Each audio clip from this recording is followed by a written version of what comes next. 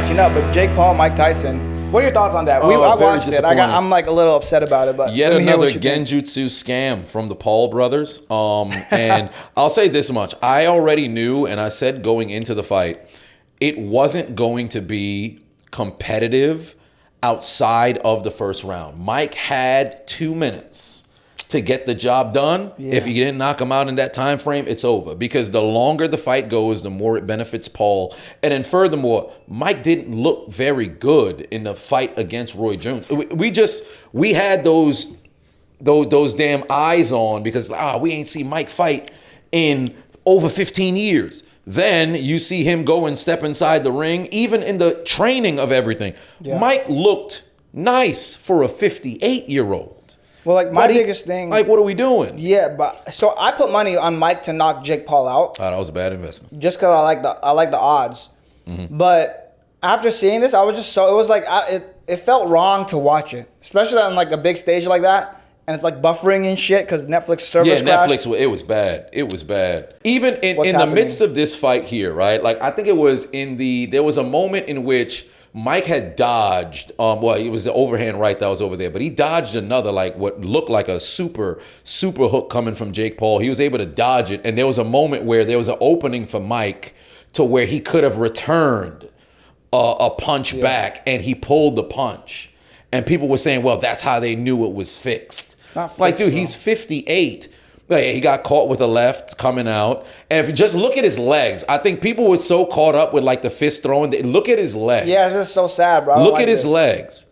He's not on like Jell-O spaghetti kind of legs yet, but you can see it's just not there. I'm not, a fighter by any estimation, but knowing what Mike looked like in the 80s, in the 90s, watching those fights in total, then watching him here, it's night and day, two completely different people. Yeah. And I think it was very foolish for folks to go in and have an expectation that he was going to perform a certain way. Because you could always hope, like, oh, man, there's a good deal that you can get on if the payout if he were to go out there and win, or perhaps if he goes and he knocks Jake out. But there were some legitimate people who thought he was going to go out there and just completely outclass him. And I think that was a foolish way to think about it. I think it was the spectacle of it. Like, I look at this and I'm like, man, this is so sad because I see Mike Tyson getting hit, but it felt like a sparring match. That's what it was. It was an 8-round sparring match. On television. On Netflix. Well, Netflix. Most streamed sporting event of all time or something. Mm-hmm. And I think people wanted to see it because they wanted to see Jake Paul lose, and people love Mike. And, Jake Paul usually, he fights dudes that aren't necessarily on a skill level, so he'll knock him out. Mike Tyson's the first person he's fought who you can say is way better than him boxing-wise, but the age is a motherfucker, man. Right. In fact, the age gap between the two of them is older than Jake himself. Yeah, it's like 30 years, right? 31 years. Jake's 27, Mike's 58.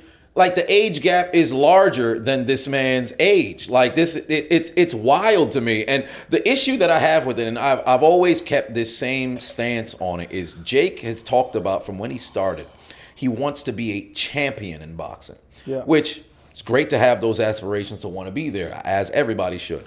The problem is the route that he's taking to go there, nothing that you're doing is going to legitimize you. Outside of the fight against Tommy Fury, which you ended up losing, you beat Mike Perry, which really, in my opinion, the only other impressive win that you had. But then the issue with Mike Perry is you've never been that weight before. Yeah. So then you're constantly in an odd position for Jake. With this, I'm kind of like, does he want to be a boxer? Or does he want to be like a spectacle? I think if he wants to be a spectacle, this is perfect. This is perfect. No one's ever, this is history made. Him versus Mike Tyson. It's 100%. A crazy historical event as far as boxing, like most watched boxing thing. Yep. But it's not boxing. It's like a spectacle. It's like having a really popular TV show, where people want to watch it.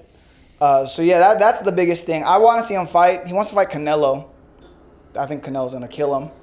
But we'll see. I don't think Canelo even wants that fight because he's fighting a way bigger guy. I wouldn't want that fight either. Because it's you have to, and my take on it was for Jake, in my opinion, if he wants to, and ultimately he doesn't need, the populace to now buy into what it is that he's doing. He who gives a damn at this point? Like, he could do whatever the hell he wants. People are going to tune in regardless. Yeah. But if you want like the boxing purists to buy into what you have going on, to where you legitimately can challenge for a title and it's fair and it's not just based off of, the champion will get the biggest purse they've ever, received. Yeah. Because call it what it is. If Usyk versus Paul, you're probably getting paid, if not the same, but maybe even more than you fight against Fury again. So I think what he should do is call out a top 10 heavyweight right now. I think Daniel Dubois had said he wants to fight him, but that's not going to happen. I don't think the contract's going to go through. But that would be perfect. I think Jake is scared to take that one. I think if he said on social media, I'll take the fight, but I don't think he would have been prepared for that. But that's something where I think that works. You have that. You have Joe Joyce. You have, believe it or not, he's no longer in the top 10. Some people rank him there, but he's not in the top 10 no more. You could fight Deontay Wilder. I think he'll win that fight. That will definitely legitimize you in the eyes of boxing. I don't think he beats Deontay Wilder, right? too. No, because the thing with Wilder's just, I'm going to last as long as I can till I catch you. But now he's a bit older, so it doesn't work as much. I would stay away from him. He's been slept a couple times. You have a Anthony Joshua who's way higher up. But if I was Joshua, I wouldn't take that fight. Now, because you have your eyes set on some other stuff. There's other heavyweights that's there. The big Chinese man. The one that knocked out Deontay. Yeah, I forget what it's crazy. But that's he's also racial. out there as well.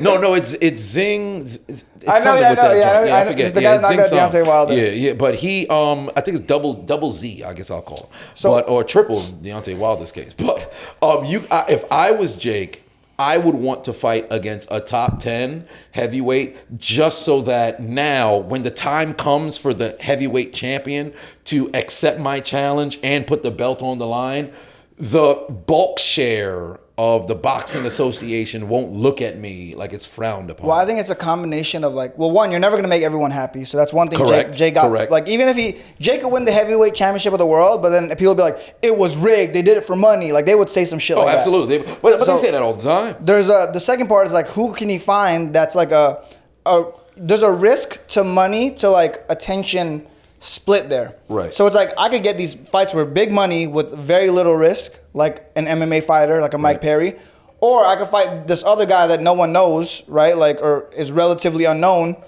That's more dangerous for less money, which doesn't make sense. Because right now with John Jones, the same weekend, John Jones fought Stipe. Still looking like John Jones. Right. He didn't struggle at all, bro.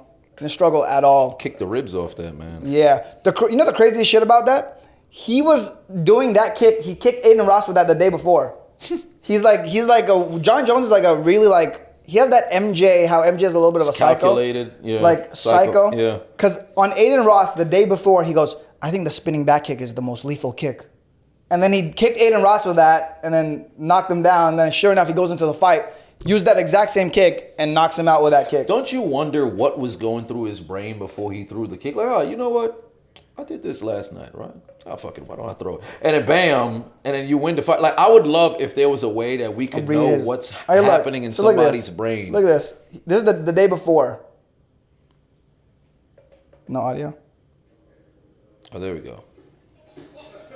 Can you get the side-by-side? Just go on Twitter and pull up the side-by-side. It's there's a side-by-side of him doing it to Aiden Ross and him doing it to Stipe. But he did this is the day before. This is in New York. Right. The day before, he just goes John Jones, Stipe, Aiden Ross. Yeah. I know, that's a crazy. Let's see. Damn. Yeah, that's the kick there. He did the Trump dance right after. Mm-hmm. He's actually taking... Oh, yeah, look at this. Okay, there's the kick. That's a jumping. Oh, is this not going to show? There's one that's a side-by-side. Oh, yeah. But yeah, he was just saying this is a powerful kick. This is the most powerful kick in MMA. We'll scroll, see if we can find it. There's a lot of power you could generate on that, too. Yeah. Let's see. From the spin to the hips to the thrust of the foot forward. Yeah, from the ring to the screen to the pen to the king. By John. We heard it back. He heard it back. That's it. I think the spinning back kick is one of the most powerful kicks in MMA. Oh, yeah. You don't want to get kicked by a horse. He was practicing, he's talking about it all week, and then fucking does the kick.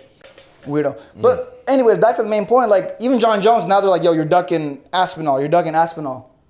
Because he wants Alex Pereira next. And Alex Pereira's a motherfucker. He's a scary dude. Right. But I think John Jones is just going to maul him. What if Pereira, this is, what, the third weight class? He would have gone up in, what, year and a half maybe? Yeah. Maybe 2 years? He'd be technically going for the first, like, three-weight champion in the UFC. Right. But I think John Jones just fucking grabs him, takes him down, beats him up. That's a better fight for him versus and it's more money too, because Pereira's a bigger draw than Aspinall. Right. So it's like, so John Jones kind of has the same issue. He's like, I don't want an Aspinall fight because I can get a Pereira fight. I make way more money. It's way less dangerous. The guy's like my size. Like it's a way, like he's the same age as me. They're both 37 years old. Like it's a great fight for John Jones. Very little risk. Whereas Aspinall, it's like dude's bigger, younger, like heavier hitter, more like can mix it around a little bit more. It's like a lot. It's a lot more of a dangerous fight with way less upside. So I think Jake Paul, it runs into the same situation. That's what it is. But I don't know. He tweeted something. He was like, "Yo, I went from being the youngest champion in the UFC ever to the oldest one on the roster, and then still undefeated." So yeah, it's you can't even deny that man no more, bro. No, you can't. And I think it for him. Now, because if you remember, with like some episodes ago, we were talking about like how many more fights does he have left in him to go, right? And for me, I think just with the gaps between fights happening often, it's probably best if you fight much more frequent. Let's just say if it's twice a year, 6 months apart, whatever the case may be, and he's still in tip-top shape. Yeah. I think it works. You could say on top of things, maybe you have like 3 more fights at maximum. But for him, your legacy is already cemented. So how long do you want to continue to be like the baddest man in the octagon?